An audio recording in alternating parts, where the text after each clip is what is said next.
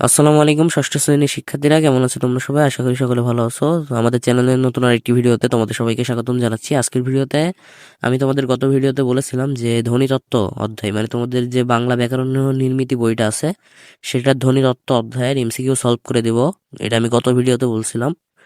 তো আজকের ভিডিওতে সেই ভিডিওটা নিয়েই চলে আসলাম। তো চলো বেশি কথা না বাড়িয়ে ভিডিও শুরু করা যাক। তো শিক্ষার্থীরা, তোমরা এখানে দেখতেই পাচ্ছ যে তোমাদের কিন্তু এখানে এমসিকিউ আছে মোট 72টা। তো তোমরা এত প্রেশার নাও, তোমাদের দরকার নাই। তোমরা জাস্ট এটার অর্ধেক করে আমি তোমাদের 2টা ক্লাসে এই অধ্যায়টা করে দেব। তো 72-এ অর্ধেক করলে হয় 36। তো আজকে আমরা 36টা এমসিকিউর সমাধান করে দেওয়ার চেষ্টা করব। তো ভিডিওটা শেষ পর্যন্ত দেখো, তাহলে অবশ্যই তোমার উপকারে আসবে। তো চলো ভিডিও শুরু করি। তো শিক্ষার্থীরা, এখন আমরা 1 নাম্বার থেকে শুরু করব। যে আমাদের নাম্বার 1-এ আছে ধ্বনি উচ্চারণে মানব শরীরের যেসব প্রত্যঙ্গ জড়িত সেগুলোকে একত্রে কি বলে? সেগুলোকে একত্রে বলা হয় বাকযন্ত্র। আমাদের শরীরের ওপরের প্রত্যঙ্গগুলোর প্রধান কাজ এই শ্বাসকার্য পরিচালনা করা আর খাদ্য গ্রহণ করা, অর্থাৎ 1 আর 2। এরপরে 3 নম্বরে রয়েছে বাকযন্ত্রের সাহায্যে আমরা কি উৎপাদন করি? এটা হচ্ছে ধ্বনি। বাকযন্ত্র তৈরি হয় ফুসফুস, শ্বাসনালী, স্বরযন্ত্র দিয়ে। এটা হবে, অর্থাৎ অ্যান্সার কি? ঘ। 1, 2 ও 3। এরপরে 5 নাম্বারটা খেয়াল করো। যে বাকধ্বনি উচ্চারণের সময় ফুসফুস আগত বাতাস মুখের মধ্যে কোনোভাবে বাধাপ্রাপ্ত হয় না, সেগুলোকে কি বলে? 5 নাম্বারে অ্যান্সারটা হবে কিন্তু খ না, হবে ক, অর্থাৎ স্বরধ্বনি হচ্ছে অ্যান্সার। কোন স্বরধ্বনি উচ্চারণের সময়, 6 নাম্বারটা খেয়াল করো, কোন স্বরধ্বনি উচ্চারণের সময় বাতাস বাধাহীনভাবে একই সঙ্গে মুখ ও নাক দিয়ে বের হয়, এটা কোন স্বরধ্বনি? এটা হচ্ছে, এখানে অ্যান্সারটা কি হবে? গ। তো এখন তোমরা 7 নাম্বারটা খেয়াল করো। 7 নাম্বার, যে স্বরধ্বনি উচ্চারণে কয়টি বিষয় বিশেষভাবে গুরুত্বপূর্ণ? এখানে কিন্তু অ্যান্সার হবে 3টি। এরপরে 8 নাম্বারে আছে স্বরধ্বনির উচ্চারণে বিশেষভাবে গুরুত্বপূর্ণ বিষয় হলো জিভের উচ্চতা, জিভের অবস্থান, ঠোঁটের আকৃতি, অর্থাৎ 1, 2 ও 3, এই 3টা। কোমল তালুর অবস্থা অনুযায়ী স্বরধ্বনিগুলোকে যে জাতীয় স্বরধ্বনি হিসেবে উচ্চারণ করতে হয় তা হচ্ছে কি? মৌখিক স্বরধ্বনি আর অনুনাসিক স্বরধ্বনি, অর্থাৎ 1 আর 2। এখন আমরা 10 নম্বরটা দেখি। জিভের সামনের অংশের সাহায্যে উচ্চারিত স্বরধ্বনিকে বলা হয় সম্মুখ স্বরধ্বনি। তো শিক্ষার্থীরা, এখন তোমরা 11 নম্বরটি খেয়াল করো। যে জীব স্বাভাবিক অবস্থা থেকে অর্থাৎ সামনে কিংবা পেছনে না সরে যেসব স্বরধ্বনি উচ্চারিত হয় সেগুলোকে কি বলে? সামনে অথবা পেছনে না সরে, মানে স্বাভাবিক অবস্থায় থাকলে সেটাকে বলা হয় মধ্য স্বরধ্বনি। তো এখন 12 নম্বরটা দেখো। জিভের পেছনের অংশের সাহায্যে উচ্চারণ করতে হয় যে স্বরধ্বনি, তাকে কি বলে? তাকে বলা হয় পশ্চাৎ স্বরধ্বনি।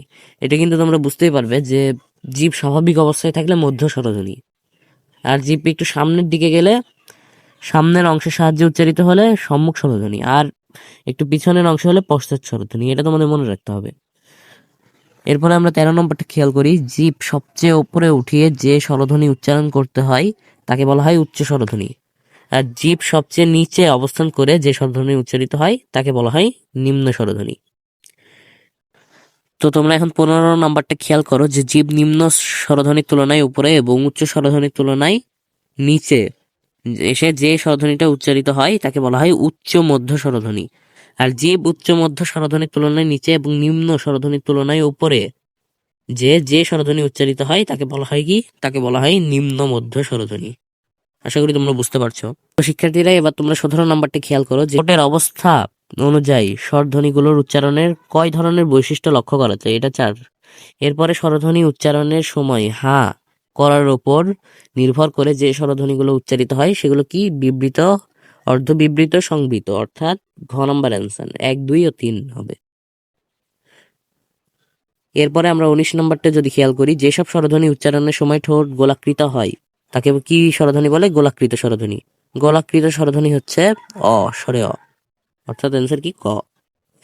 এরপরে যেসব স্বরধ্বনি উচ্চারণে ঠোঁট গোল না হয়ে বিস্তৃত অবস্থায় থাকে সেগুলোকে বলা হয় অগোলাকৃত স্বরধ্বনি। অগোলাকৃত স্বরধ্বনি কি? এটা হবে গ, অর্থাৎ এ। বাংলায় সব স্বর, এখানে হচ্ছে বাংলায় সব স্বরের অ্যান্সার হচ্ছে ক, অর্থাৎ এই 1 নম্বরটা হবে। এরপরে তোমরা 24 নম্বরটি খেয়াল করো। তালুর পেছনের অংশকে বলে কি বলা হয়? তালুর পেছনের অংশকে বলা হয় কোমল তালু, অর্থাৎ এই যে খ হবে অ্যান্সার। এরপরে 25 নম্বরে আছে একই সঙ্গে মুখ ও নাক দিয়ে বের হয়ে যে ধ্বনি উচ্চারিত হয় তাকে বলা হয় অনুনাসিক স্বরধ্বনি। কোন ব্যঞ্জন ধ্বনি উচ্চারণের সময় বাতাস প্রথমে মুখের মধ্যে সম্পূর্ণভাবে বন্ধ হয়ে তারপর কেবল নাক দিয়ে বের হয়? এটা কিন্তু তোমরা সবাই জানো, তাও এটা আমি বলে দিচ্ছি যে এটা হবে ল। ব্যঞ্জন ধ্বনি উচ্চারণে যে বিষয়ের ওপর বিশেষভাবে খেয়াল রাখতে হবে তা হলো এই উচ্চারণ স্থান আর উচ্চারণ রীতি।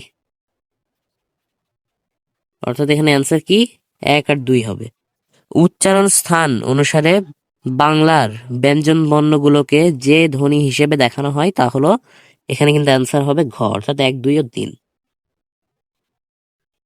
ওপরের ও নিচের ঠোঁটের সাহায্যে উচ্চারিত ধ্বনিগুলোকে কি বলা হয়? ওপরের ও নিচের ঠোঁটের সাহায্যে উচ্চারিত ধ্বনিগুলোকে কি বলা হয়? এটা বলা হয় দ্বি-অষ্টধ্বনি।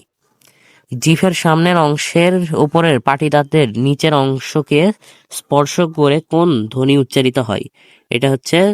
এইটা হবে কিন্তু দন্তমূলীয় ধ্বনি। এরপরে 31 নম্বরটা খেয়াল করো, জিভের সামনের অংশ ও উপরের পাটি দাঁতের মূল বা নিচের অংশের সাহায্যে কোন ধ্বনি উচ্চারিত হয়? এটা কিন্তু দন্তধ্বনি। তো শিক্ষার্থীরা এখন তোমরা 32 নম্বরটি খেয়াল করো, যে জিভের সামনের অংশ পেছনে কুঞ্চিত বা বাঁকা হয়ে কোন ধ্বনি উৎপাদিত হয়? এটা কিন্তু ক নম্বর অ্যান্সার।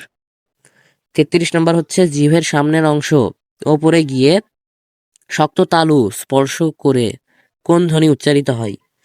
এখানে কিন্তু অ্যান্সার হবে কি? এখানে অ্যান্সার হবে তালব্য দন্তমূলীয় ধ্বনি। 34 নম্বরটা দেখো, জিভ প্রসারিত হয়ে সামনের শক্ত তালু স্পর্শ করে কোন ধ্বনি উচ্চারিত হয়? এটা হবে ঘ নম্বর, অর্থাৎ তালব্য ধ্বনি। এরপরে 35 নম্বরে জিভের পেছনের অংশ উঁচু হয়ে আলজিভের মূলে কাছাকাছি নরম তালু স্পর্শ করে কোন ধ্বনি উচ্চারিত হয়? এটা হচ্ছে জিহ্বামূলীয় ধ্বনি। 36 নম্বর মানে আমাদের এই পার্টের লাস্ট একটা প্রশ্ন এটা, কণ্ঠনালীর মধ্যে ধ্বনিবাহী বাতাস বাধা পেয়ে উচ্চারিত ধ্বনিগুলো কি? এটা হচ্ছে জিহ্বামূলীয়। তো এরই সাথে আমাদের ফার্স্ট পার্ট শেষ। এর পরের ক্লাসে আমি তোমাদের এই 37 থেকে 72 পর্যন্ত যে বাকি এমসিকিউটা আছে সেটা সলভ করে দেওয়ার চেষ্টা করব। তো ভিডিওটা ভালো লাগলে একটা লাইক করে দিও, আর চ্যানেলে নতুন হলে সাবস্ক্রাইব করো। আর নেক্সট ক্লাস মিস না করতে চাইলে অবশ্যই এই চ্যানেলটাকে সাবস্ক্রাইব করে দিও। ধন্যবাদ সবাইকে।